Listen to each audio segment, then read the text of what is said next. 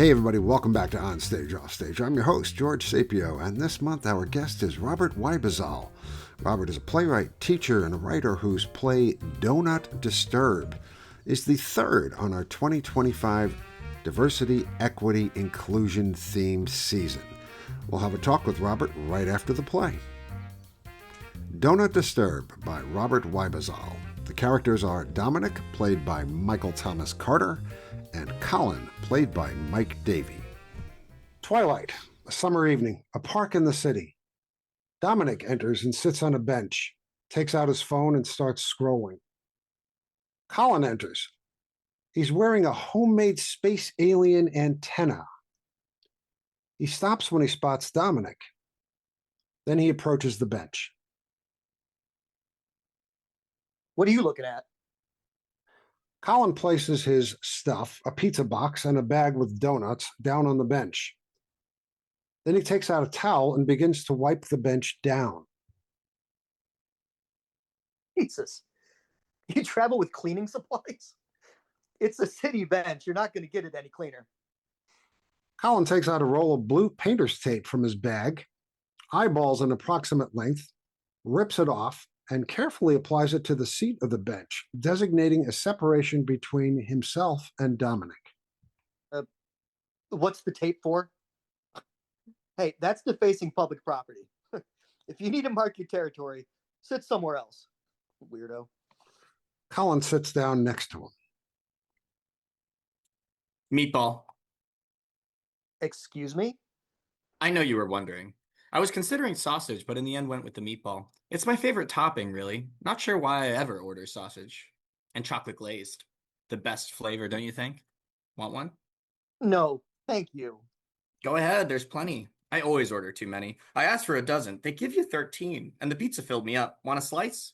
There's a completely empty bench right over there. Did you know that Dunkin' Munchkins were first invented to find a use for the excess dough that was stamped out of the donuts? Fascinating.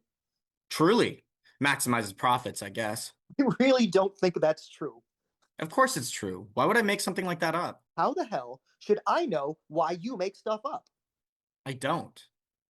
Don't they just pour the dough into a mold or something to make the rings?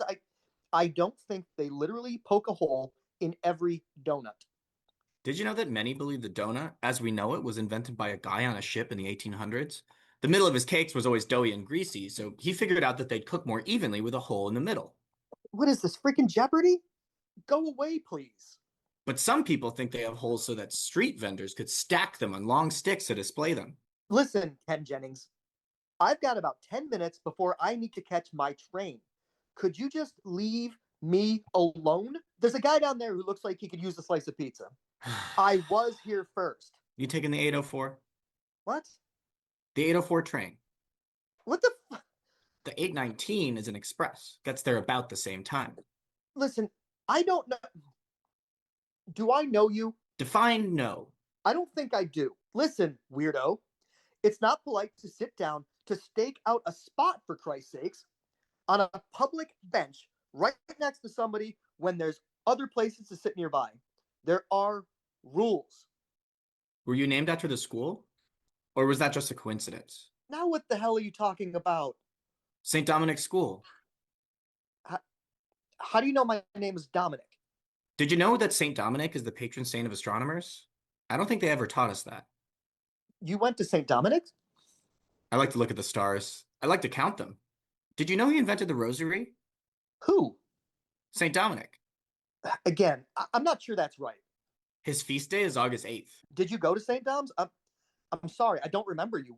Were we in the same class? Remember that time in gym class when you made fun of my socks? What? No, I don't remember that. I don't remember you. Sorry. I forgot my sweat socks that day. We were supposed to wear white socks to gym, remember? But that day I forgot mine. Mr. Gillespie said that I could wear my regular socks just that once. He was nice, Mr. Gillespie. Do you remember him? But I didn't want to wear my regular socks. I was wearing two different socks that day, a green one and a blue one. I don't know how that happened. And I was upset when I noticed because I didn't plan to wear a green one and a blue one. Mr. Gillespie said it didn't matter, to hurry up and get in my uniform. Time's a wasting, he said. At first, nobody did notice my socks. But then you did. And you started calling me Sock Boy. Pass the ball to Sock Boy, you kept calling out. And some of the guys laughed every time you said it. So you said it more times. Most of the guys didn't, but enough did. Gee, man, I'm sorry. And I guess I looked like I was gonna cry or something. I was trying not to cry. I didn't want to be wearing one green sock and one blue one. I didn't cry, not really. But you noticed, and then you started calling me soggy socks until Mr. Gillespie told you to knock it off, which you did. When I got home, I found my other two socks, the other blue one and the other green one. I threw all four of those socks in the trash, in the outside trash, not in the house where my mom might find them and ask me why I'd thrown them out and make me keep them. Oh, hey, what's your name? You haven't told me your name. Colin, I didn't mean anything by it, Colin. We were just kids. I used to say stuff like that to everybody back then. I remember. I guess I was a dick back then. Sometimes I can still be a dick. Did you know that when used to mean a jerk, the word dick is probably a shortened form of dickhead? But when we use it to mean a detective, like a private eye in a book or a movie, it most likely comes from the Roma slang deco, which means to look. You're a walking Wikipedia. No one's sure, just theories. My father used to call me dickhead all the time. He was the real dickhead. I'm sorry. Thanks. He left a long time ago. Doesn't matter anymore. It always matters. I shouldn't have called you Sock Man. Sock boy. Hey, how'd you know it was me? I was just passing through the park on my way to the station and saw you sitting here. It's been years. I can't believe you remembered me. Well, I guess you would, considering. I've seen you around. On the train sometimes, around town. Usually I just kept clear. Guess I didn't have to since you don't remember me. Hey, really, sorry about that. What's that you're wearing on your head? Oh, crazy. Sorry, didn't realize it was still. They're space antennae, like an alien in a movie. I'm a street performer. Like a mime? Sort of. I was working a street fair this afternoon. Oh, that's your job? I also tutor kids. Kids like me. Nice. You? Financial services. Nice. It sucks. Maybe I should wear some of those to work. I think you're gonna miss the 804. Ah, well. Did you know that the 819 is an express? Gets there about the same time? That's my train. Well, come on then. Pizza's cold. You sure you don't want a munchkin? Chocolate glazed. Okay, thanks. Hey, how about I take you out for a beer sometime? What are you doing on Saturday night? Did you know that beer is the oldest known alcoholic beverage? That was Doughnut Disturb by Robert Weibezahl. The actors were Michael Thomas Carter and Mike Davey. It's not that hard to realize that the world can actually come together if you just show a little bit of compassion, kindness, and an effort to understand somebody else. We don't turn out to be that different from each other after all, do we? Doughnut Disturb, where did that come from? That's interesting. I don't often remember where my plays come from, and this is sort of no exception. I seem to recall that I was in a place where I wasn't really working on anything else and I didn't know what to write, and I just sort of sat down and decided I'll write a bench play with, basically two people meeting on a bench. Where exactly these two former classmates came from, I'm not entirely sure. But once they came together, their individuality and their quirkiness, or at least the quirkiness of Colin, just sort of happened. It was really kind of fascinating to me that I just had this guy show up with these homemade antenna ears and a pizza box and a bag of donut holes. And then I had to think, well, who is he? Who is this oddball?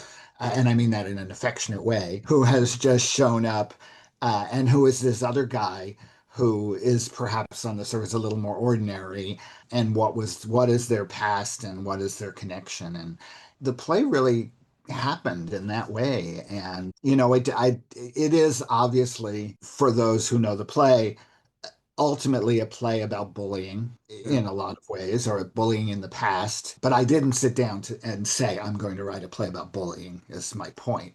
It sort of grew organically out of the situation. A lot of times the characters just walk in and all of a sudden they bring the issues with them. One of the things that struck me about this play was once he starts talking about Sock Boy, it brought back whole lots of memories from when I went to high school about 150,000 years ago. Mhm. The cruelty that was shown by some of the students towards other students who basically had no choice about who they were and Mhm. how they presented themselves, that just came rocketing back because I remember witnessing so many instances of it and many times being a victim of it myself. So I think that's one of the reasons that the play resonated was that particular aspect of bullying and how harmful it can be. And I think what solidified the selection of this play was that these two, well, the one was able to somehow rectify it a little bit, ameliorate it, apologize for it, and understand who he was against who he is now. It's I found it to be very complex. Yeah, thank you. Yeah, this play isn't autobiographical, but I will be the first to admit that I was not an athlete in high school and junior high, and I was, I guess you'd call it bullied during things like gym class. I mean, we didn't Sure, call yeah. it that back then, right? I mean, back then it was sort of suck it up and take it kind of thing. Yeah.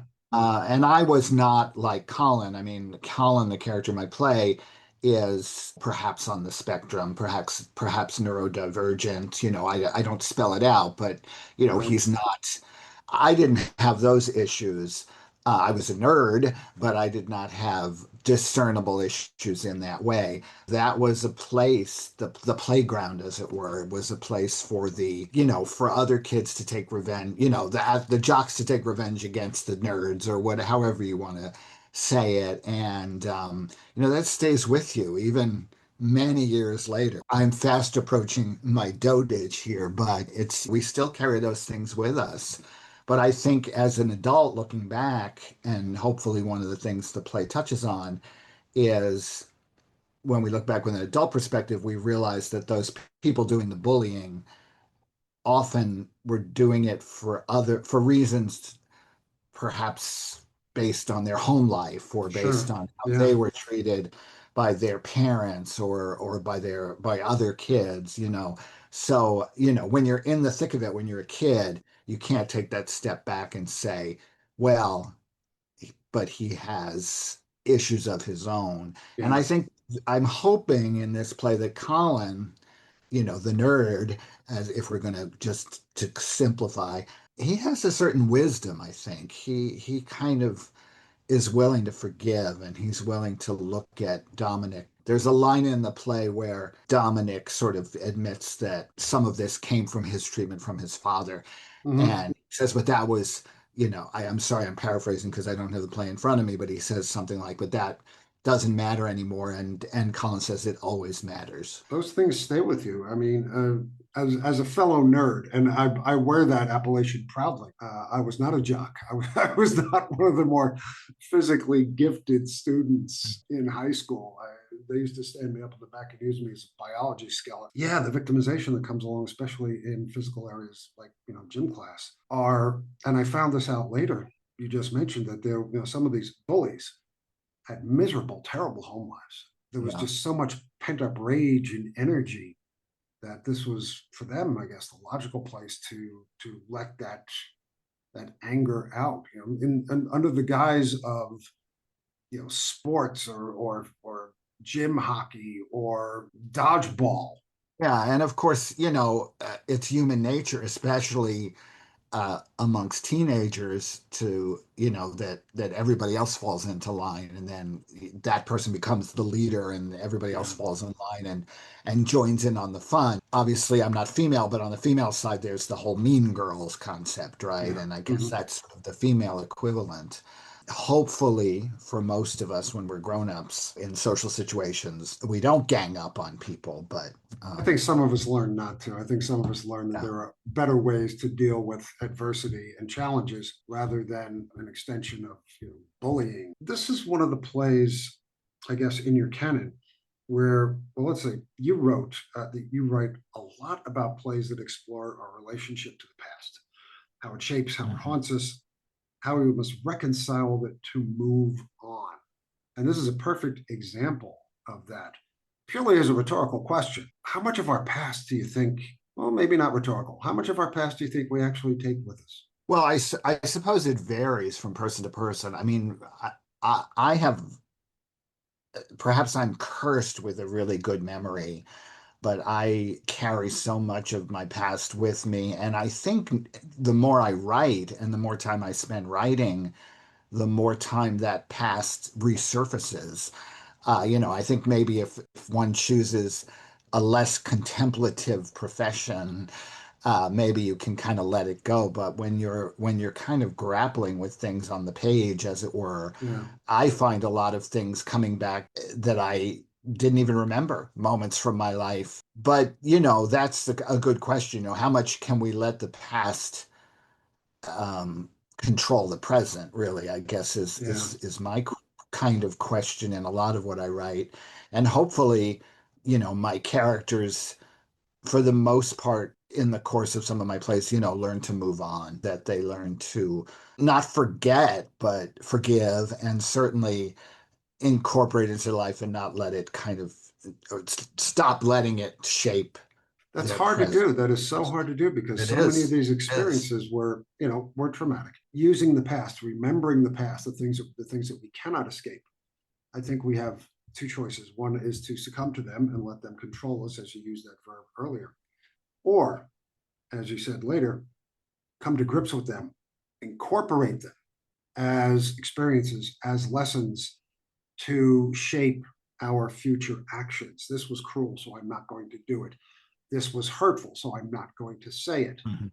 In a Mhm. sense, taking what we've had and incorporating that into our better selves as we move forward, which does not always happen because I think for a lot of these bullies, they possibly have not had the chance to look back on their own lives in safety and with comfort and love. So that behavior continues. But there are those who can look back on it and say, yeah, I screwed up. I did the wrong thing. Yeah, and I mean that's, obviously these are two very different young men, men in their 20s, who, even if we erase the past, are not necessarily going to become best buddies. They don't really seem to have much in common. But the fact that Dominic does make that Yeah, gesture and does try to cross that bridge and hopefully understand quirky Colin in ways that, because Colin is sure. a very quirky character, but also if we take a step back, he's probably nothing like any of the people that Dominic hangs around with. At the beginning of the play, the description just says that it's after work and Colin has just probably been out for a few beers with his work buddies. And I think we can picture that relationship that Dominic has with those kinds of men, Yeah. just sitting at the bar drinking beer, nothing very intimate, nothing very personal. I think that's the relationship a lot of men have with other men. This is definitely a hands across the water moment, and we don't know where it's going to lead, but the fact that it can help heal the past is what's important to the play. Have you always been a storyteller? I have been a writer of sorts since pretty early on, since, Mm-hmm. junior high, when many people start writing. Like many people back then, I wrote bad short stories and poems that were, I'm sure would be a total embarrassment if I found them now. I think we both started off in the same place. I mean, I thought they were good at the time, but Yeah. I transitioned. I've written some short stories and novels. I tried my hand at screenwriting when I was younger. I live in Los Angeles and worked in some film production capacities Yeah. when I was younger. So I tried my hand at screenwriting, just spec scripts. I never made any money from it, and nothing was ever produced. But I guess I've just always had the compulsion to write and to tell stories. I think my weakness as a writer early on was plot, which is people listening might say, well, how can you be a writer and have trouble with plot? But Little do they I know. did. I was always pretty good with character, pretty good with dialogue, but plot, not so much. And I've gotten much better at that, I hope. And I think dramatic writing for the theater, which I've been doing kind of in earnest for the past almost 10 years. I dabbled in it before, but I've really concentrated on it for the last 10 years, has really helped me shape and improve as a writer of plot. Well, the more we write, the better we hopefully will get. you noted in your bio that this is a coming to late life sort of thing for you, playwriting. And yet, as I look at your NPX page, you've been busy. Well, I guess I have been. A lot of them are 10-minute plays, Sure, yeah. which obviously don't take as long as full-length plays. I have a number of full-length plays. Yeah, but to everybody out there, those are not easy either.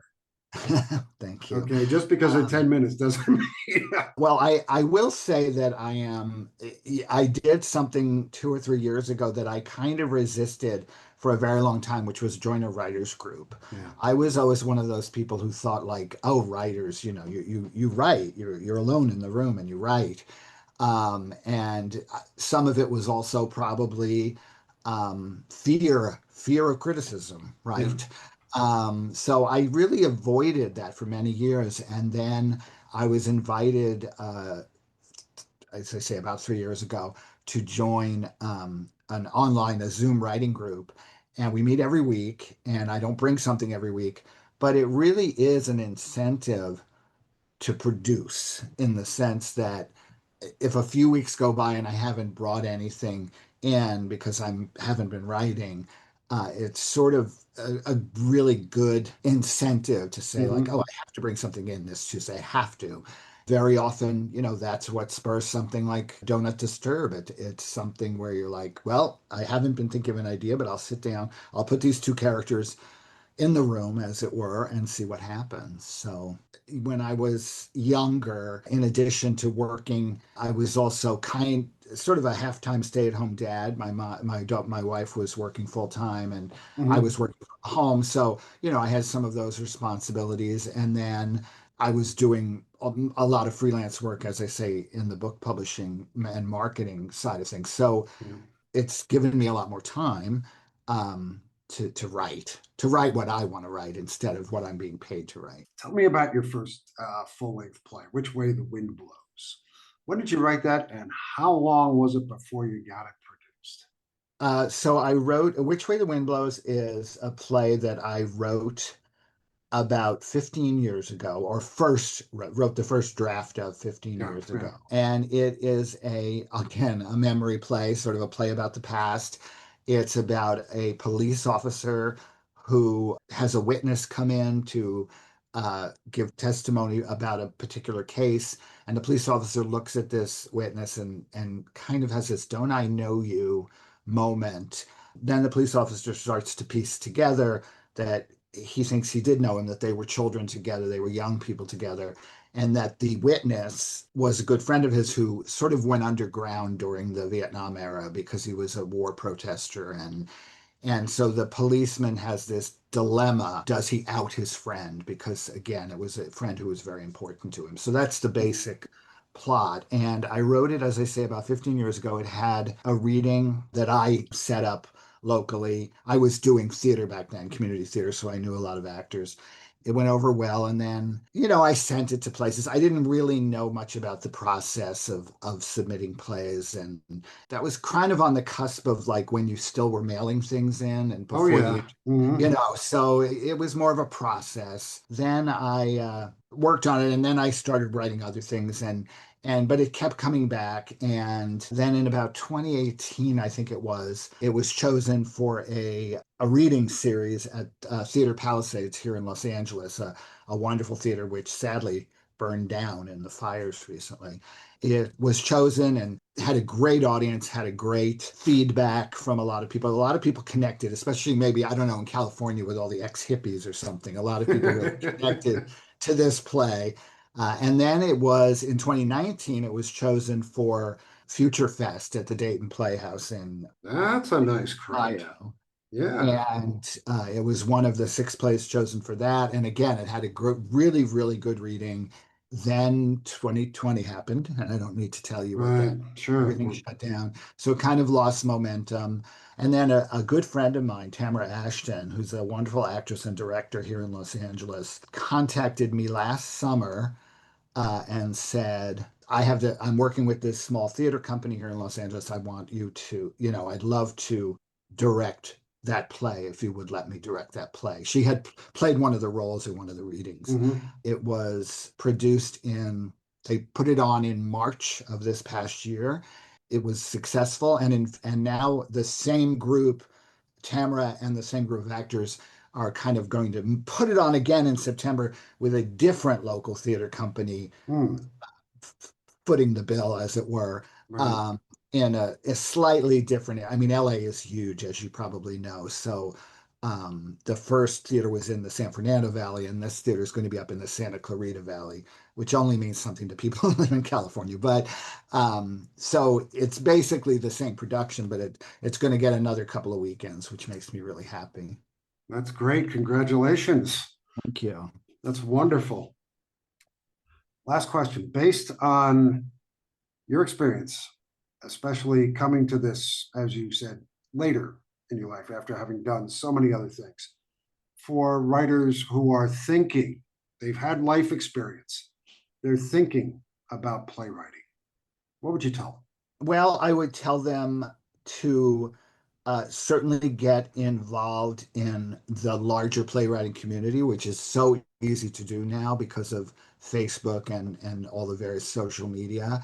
I mean, it's a very, very supportive group of people. And it's also, for me, which is sort of a connection to what I was talking about with the writers group, Yeah, it's an impetus. I see other people doing things and I want to do them. The other thing is get involved in some kind of writers group. It doesn't have to be a weekly thing, but you have to really hear your work read out loud. I would say see a lot of plays. And they don't have, that doesn't mean you have to physically also go to the theater. A lot of stuff is available to stream, a lot of stuff is available on sure. television. Robert Weibazahl, thank you so very much for being a guest on the show and for your amazingly good play, Doughnut Disturb, which we loved. Thank you, George. I really appreciate being here, and I hope many people enjoy the play.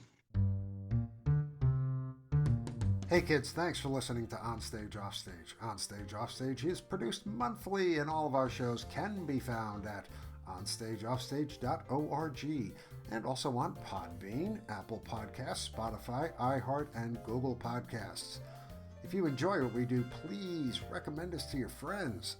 Don't forget to like us on Facebook and follow us on Twitter at OnOffStage. And if you are a theater artist with an upcoming project or interest, or know of someone in the theater world who'd make good chat, by all means, send us a note at onstageoffstagepodcast@gmail.com. Our theme music is Don't Worry, Be Frappy by the composer Max Dickinson. You can find a lot more of Max's magnificent music on SoundCloud. I'm George Sapio. Thanks once again for listening, and please be kind to those with whom we share this rock. And as always, happy theatering to all of you.